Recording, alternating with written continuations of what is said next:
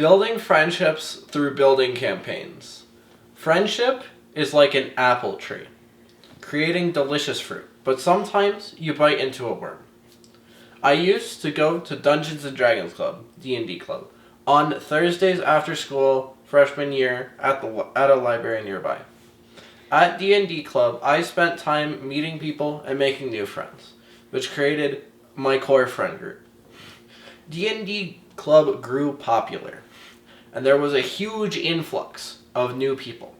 This allowed me to become a dungeon master, a DM, and run my own campaign.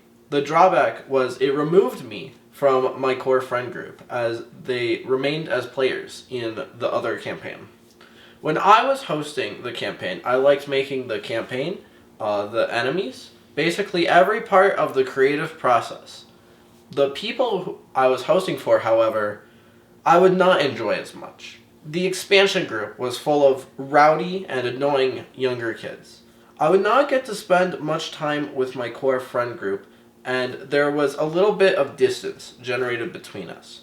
About 4 months into hosting the second group, I got invited to join my friend group to play D&D on Monday. After being separated from my core friend group for so long, I was excited to play.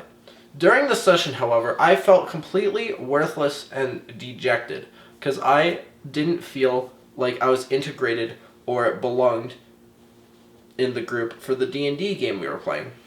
I got really emotional about it because I liked D&D so much, and we had a lot of fun before.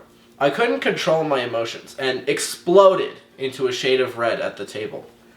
This escalated to everyone else saying how they don't even want to be my friends anymore because I'm toxic for expressing my emotions.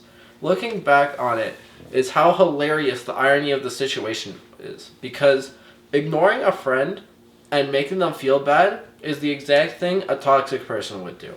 I tried multiple times to reconnect with the friend group, and they were willing to chat a little bit.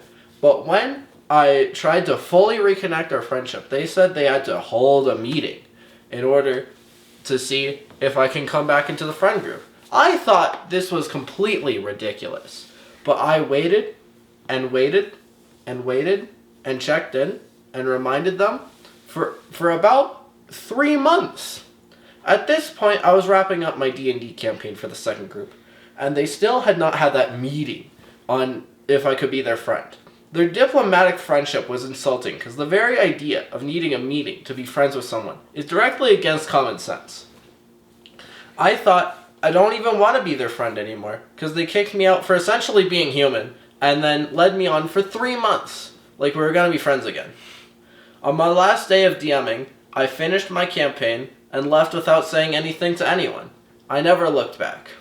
Meanwhile, I got invited to a friend group Discord server with my school friends. Now, I'm good friends with a lot of people at school, and some people I've never seen in person at all. Friendship isn't about bureaucracy or toxicity, but about emotion and connection. If an apple has gone bad, you throw it out. If a tree stops making good apples, you chop it down and then you plant a new one. There's a whole orchard out there, and you don't gotta get hung up on a few bad eggs. Sometimes it takes 3 months and self-reflection to figure that out. I would never want to treat my friends the way they treated me in the past.